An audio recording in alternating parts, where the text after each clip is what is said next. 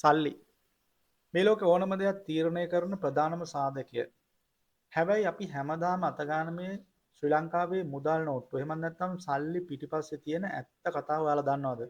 ආයිබෝන් කියලා පිළිගන්නව හැමෝම. මම සාරංග ටෝක් 360 channel එකෙන් අද ඔයාලට අරන් එන්නේ ශ්‍රී ලංකාවේ මුදල් සම්බන්ධව පොඩි විස්තරයක්. ඒ වගේම මේ සම්බන්ධව තියෙන වටපිටාවේ තියෙන විස්තර ගැනත් මම මේ වීඩියෝ එකෙන් පොඩ්ඩක් කතා කරනවා. වීඩියෝ එක පිළිවෙලට ෂූට් කරගන්න බැරුණත් මේකේ තියෙන කරුණු ටික නම් ඔයාලට ගොඩක් වටිනවා කියලා මට විශ්වාසයි. ඒ හින්දාම කිසිම තැනක් මගහරින්න නැතුව වීඩියෝ එකේ අවසානය වෙනකන් රැඳී සිටින්න කියලා ඉල්ලීමක් කරනවා. ඒ වගේම අපේ channel එක subscribe කරලා මේ වගේ වීඩියෝ හැමදාම බලන්න අවස්ථාව සලස ගන්නත් කියලා ඉල්ලනවා. එහෙනම් අපි කෙලින්ම යන් වීඩියෝ එකට.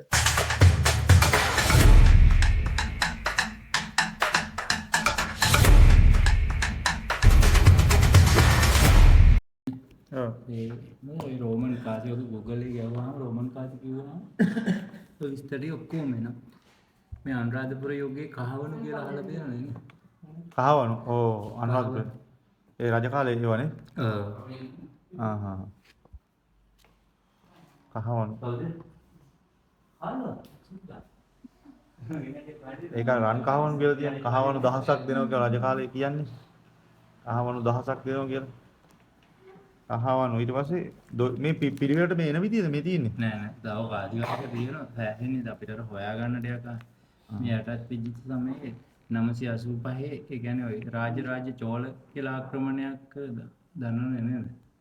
එතකොට එයාලා පාලනය කරපු කාලේ තමයි එතකොට ඒගොල්ලෝට යටතට දැන් ලංකාවේ තිබිලා දෙන්නේ එයාලා භාවිතා කරපු කාසිය එකක් දැන්. මේ පොළොන්නරු යුගයේ චෝල අධිරාජ්‍ය අර මේ කොහෙන්ද ආවියා මේ ඉන්දියාවෙන්ද? ඉන්දියාවෙන්නේ. මේ පළවෙනි පරක්කම් බාහු ප්‍රතිමාවේ කාලේ තිබිච්ච කාසිය. මේ විසව ලීලාවතී රජින. ඔව්. දන්නවනේ ඒ කියන්නේ පාණ්ඩ්‍යෝ තුන් පාරක් මෙයාව රජ කරවනු. ලීලාවතී රජින. හරි. එයාගේ කාලේ තිබිච්ච මොකෝ? මෙන්න මේ ග්‍රවුන්ඩ් එකේ යනවා. ඒ මස්ස මේක මස්ස ලීලාවතී රජින පොළොන්නරු යුගයේ ලීලාවතී මස්ස මේක මස්ස පොළොන්නරු යුගයේ සහස්ස මල්ල මේ ඊට දැන් මේ රජවරු රාජරාජ චෝල පරාක්‍රම බාහු ලීලාවතී සහස්ස මල්ල එතන මෙතන එකක් අඩුයි දෙවන පරාක්‍රම බාහු දඹදෙණි යුගයේ මස්සයේ හතරවන විජය බාහු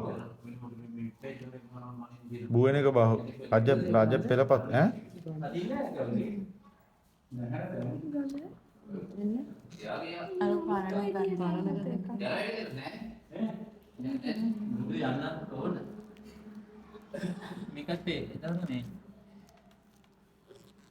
දඹදෙණි යුගයේ ඒක රජවරුන්ගේ කාලේ තිබිච්ච කාසි වර්ග ටික. ඔයාලට Google එකේ ගහුවනම් හරි දඹදෙණියේ මොනවද පාවිච්චි කරපු කාසි කියලා නේ? කාසි එහෙම ඕකේ තියෙනවා. මේ කාසිය ඔය මේ කාසිය මේ වරාගම් කියලා කාසිය. මේක ධර්මාශෝක මස්ස එකක්. මේක පර්සියානු කාසිය ලාරින් කියලා අඟුරු මස්ස කියලා කියන මේ කොපු කාසි කියලා කියන ලාරින් එක මේ පංචමා කියලා මේ අර දෙවුනේ. අර අපි බලුව එක ඉස්සලා. මේක ලක්ෂ්මී කාසිය. මේක මේවා නම් ස්වස්තිකාසිය හොයන්න නෑ. ඒ කියන්නේ ඔය මෙතන විහාර මහදේවී ඉඳ කොහෙද මට හිතෙන්නේ. මේ නාගපට්ටම් කියන්නේ ඔය නාගපට්ටම් කියන්නේ ඉස්සර ඉන්දියාවෙන් ඇවිත් තියෙන වෙලෙන්ද ලංකාවට. ඒක පිටරටින් ඇවිල්ලා ඔය නාග දූපත හරහා තමයි ඇවිල්ලා තියෙන්නේ. ඒතකොට ඔය නාග දූපතින් තමයි මේ කාසිය අරන් ඇවිල්ලා තියෙන්නේ. ඇවිල්ලා මෙහි ගනුදෙනු කරලා තියෙන මේ නාගපට්ටම් කියන්නේ දැනටත් ඉන්දියාවේ තියෙන නාග දූපත කියන. නාග දීපේ කියන්නේ ඒකද නෑ? ඉන්දියාවේ නෙමෙයි ලංකාවේ නාග දීපේ කියන්නේ. ඔව්. මේකේ මේ VOC කියන්නේ නෙදර්ලන්ත දැන් ලන්දේසිංගලට පෘතුගාලනේ නේද? ඒක දැන් මේ නෙදර්ලන්තනේ. ඒකේ ප්‍රධාන අගනගරය තමයි බතාවියා නගරය කියන්නේ. බතාවියා. කොටස් ඒ කියන්නේ මේ වෙලෙන්දෝ 5 දෙනෙක් එකතු වෙලා තමයි මේ දොයිතු කාසිය ගහන්නේ. එතකොට එයාලා තමයි ගහන්නේ කාසිය තමයි. ඒකේ ප්‍රධාන නගරය තමයි බතාවියා නගරය. මේක දොයිතු භාගේ. ඔයාලා VOC කාසි කියලා මේ හොයන්න පහුවේ කාල ලක්ෂ ගණන් වල. ඔව් ඔව්. ඒ කාසි නෑ ඒ බොරු කතාවක් ඒක ලක්ෂණ. තඹ දොයිතුවක් නැහැ කියන්නේ. මගේ අතේ තඹ දොයිතුවක් නැහැ කියලා කියන්නේ නේ. මේ ඕලන්ඩ් බතා දොයිතුව. කොළඹ තුට්ටුව කියලා තියෙන කොළඹ තුට්ටුව ගාලු තුට්ටුව. තුට්ටු දෙක කියලා කියන්නේ ඒකද? ඔව්. තුට්ටුවට මායින් ගන්න. කොළඹ තුට්ටුව කියන එක ඔක වෙනමයි. මේ එතකොට මෙහෙ තියෙන කොළඹ තුට්ටුව ගාලු තුට්ටුව තව කියන්නේ මොකද්ද මේ ත්‍රිංකෝලක් තියෙනවා. ඒ කියන්නේ මේ පළාතෙන් පළාතට එක එක ඒවද තිබිලා තියෙන්නේ. ඒ කාලේ හැටියට එහෙම විශේෂ කාලේ තමයි මේ ගහලා තියෙන්නේ. මේකත් බාර් කොයින් එකක්. මේකද කියලා හිතන්න අමාරු නේද? ඒකනේ. මේ කාසියත් මේක. අම්මට ඈ ඒකනේ. බර යකඩ මේක තමයි අර මං කිව්වේ කොළඹ තුට්ටුව කියලා. ඔව්. ඒ කියන්නේ එක එක විදියට ඒක ගහලා තියෙනවා. මේ කරලා. Right right.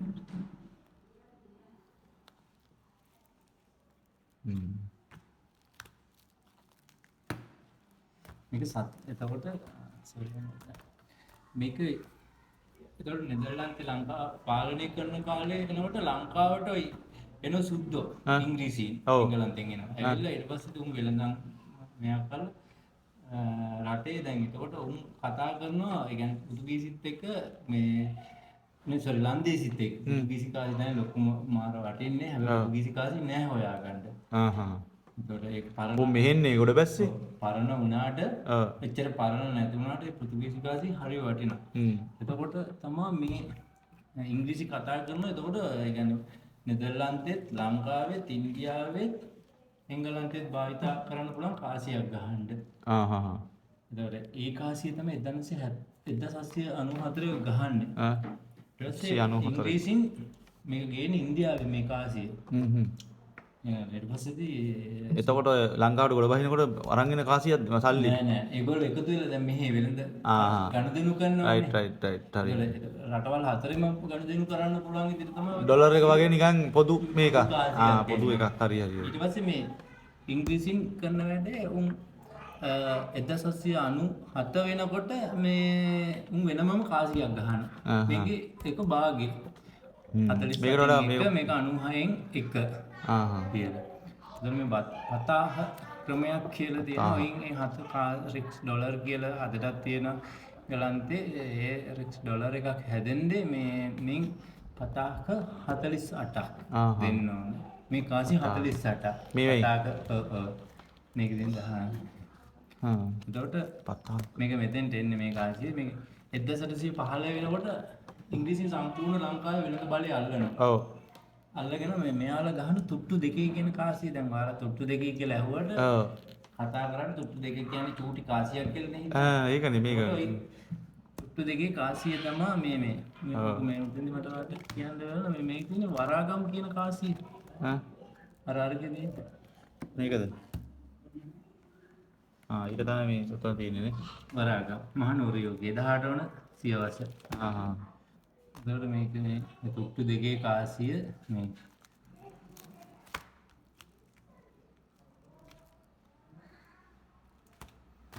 මේක සත කාල 1870. එතකොට මේක සත ක්‍රමයේ හැදෙන්නේ එතකොට තමයි. සත කාසිය හරියට ඉගෙන නැතිවෙලෙම හරි හොයන්න හරි දුර්ලභ කාසිය සත කාල වුණාට එක ගහන එංගලන්තේ මහරජිනගේ රූපේ දාලා එයාගේ පුතා එඩ්වර්ඩ්ගේ රූපේ පළවෙනි ජෝර්ජ් දෙවෙනි තුන්වෙනි හතරවෙනි පස්වෙනි ජෝර්ජ් දක්වාම ඒ කාසි ටික එහෙම ගහනවා. ඊට පස්සේ මේ සත භාගේ හැදෙන 1870. ඒකත් අර රැජිනගේ රූපෙත් එක්ක අර විදියටම ඒ ටික හැදෙනවා. එතකොට මේ සත භාගේ තමයි මේ තියෙන්නේ. ඊළඟට 1909 වගේ වෙනකොට රැජිනගේ රූපෙත් මෙතින් එඩ්වර්ඩ්ගේ මේ එඩ්වර්ඩ් ජෝත් බලා ගන්න පුළුවන්. එඩ්වර්ඩ්ගේ මේ පැත්තට තියෙන ජෝත්ලාගේ සියලුම දෙනාගේ මේ පැත්තට. රයිට්. මේ කාසි ටික ඔක්කොම යාලා ගහන්නේ එතකොට. ඊළඟට මේ සතේ කාසිය. මේ සතේ නෙමෙති. 1994 වෙනකොටත් මේ සතයක් අච්චු ගහනවා අපි. ආදිගේ කොච්චර උද්දමනයක් වෙලා තියෙනවද කියලා හිතනවනේ නේ. ඔව් ඒකනේ මේ කාලය ඇතුළතනේ. සතයක් හැදෙන හැටි දන්නවද? නෑ දන්නේ. ඔයාලා දන්නවද? දන්නවද? මේ සතයක් හැදෙන්නේ සතෙක් මෙන් 100ක් දුන්නට පස්සේ තමයි රුපියලක් හැදෙන්නේ. මේවෙන් 100ක්. පස්සේ දන්නවනේ නේද? රුපියල දන්නවනේ. හැදෙන්නේ එතකොට මේ 100ක් රුපියලක් දෙන්න ඕන. එතකොට මේන් 100ක් දෙන්න ඕන. එහෙම නැත්නම් මේ ඒ කියන්නේ කාලෙන් කාලට වෙනස් වෙලා ආපු ඉදින්නේ මේ මෙතන තියෙන්නේ. ඔව්. එතකොට මේන් 100ක් දෙන්න ඕන රුපියලක් හැදෙන්නේ. එතකොට මේන් කීයක් දෙන්න ඕනද? සත්ත කාලයි. 400ක් දෙන්න. එතකොට මේකෙන් 200ක් දෙන්න ඕන.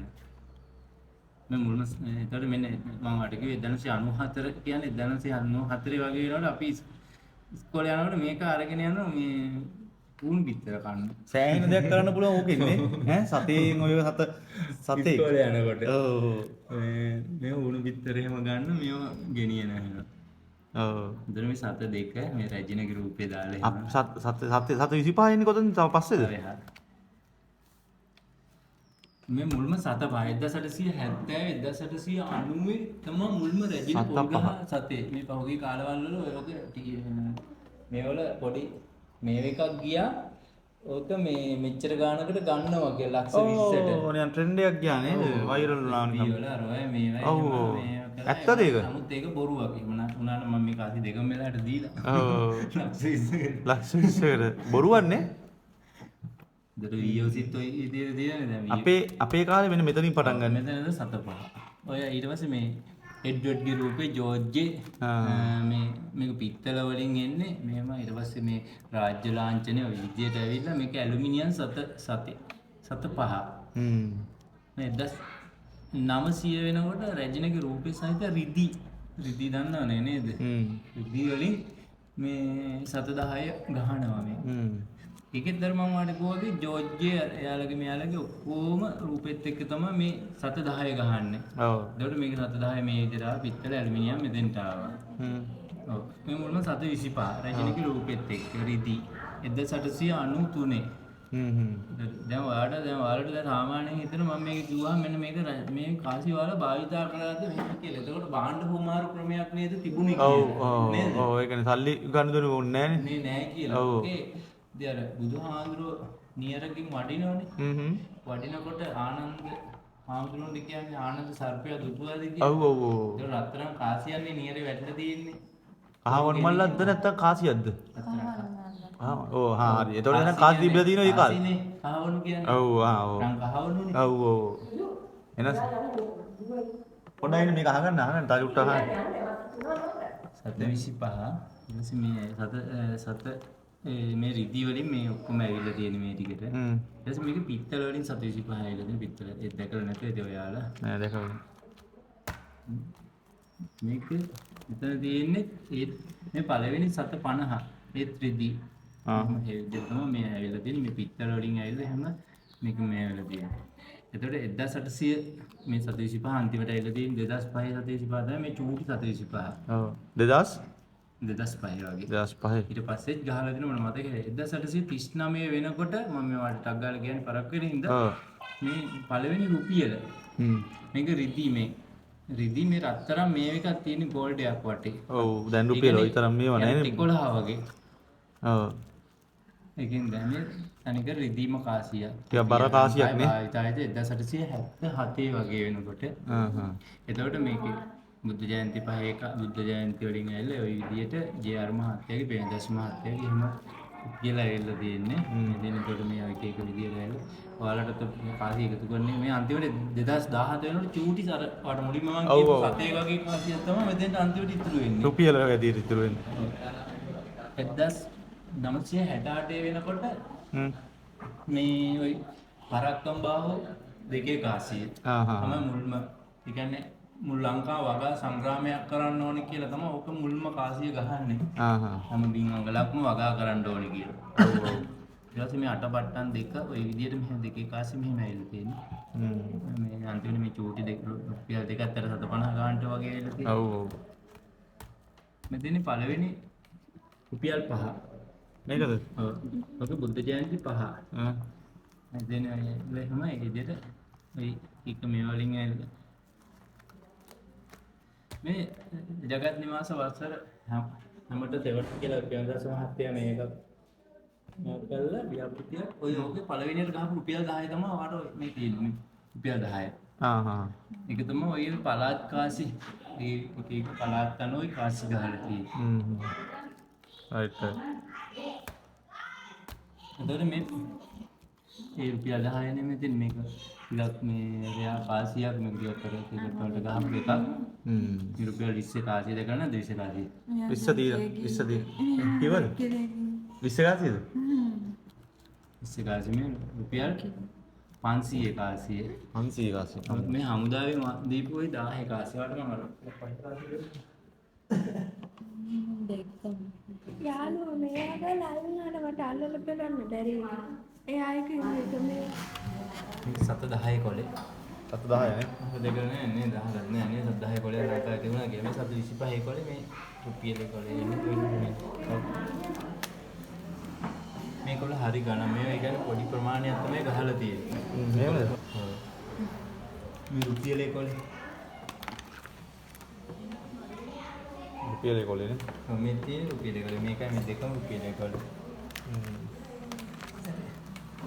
මේ 1979 ඔය දකින්නත් ඇති අර හොඳම සල්ලි කොලේට තේරුනේ මේ කොල. මේකේ සෙට් එකක්ම තියෙනවා. මම පෙන්නනවා මේකේ මේ 10 කොලේ. මේ නම්බර් පිළිවෙලට තියෙන පාවිච්චි කරලා නැතුව. 10. මේක මේ තියෙන්නේ මේ දෙකේ කොලෙන් පටන් ගන්න. මේ පරස්සම් බහුව දෙකේ කොලේ. බණ්ඩාරනායක මහත්තයාගේ ওই දෙකේ කොලේ. මේක. දෙකේ කොලේ කොල ඒක රුපියල් දෙකක් කියන එක මේ තියෙන කොලයක් ගහලා. ඒ තරම් වටිනවා ඇති. දෙකක්. මේකේ මේ නම්බර් පිළිවෙලට තියෙනවා. මේ පහේ කොලේ 279 එකම පාරේ ලංකාවේ අච්චු ගහලා තියෙන මේ පහේ කොලේ. මේක තමයි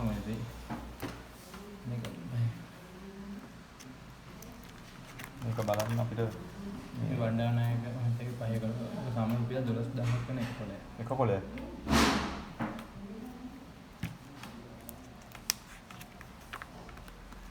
මේක 15000ක් වෙන මේ කොලේ. මේ කොලයන්නේ රුපියල් 5. ඒ කියන්නේ ඕකේ රුපියල් 10 කොලේ ගහලා දෙනවා. ඒ උනාට 10 කොලේ මාකට් නෑ. ඒ කියන්නේ ගොඩක් ගහලා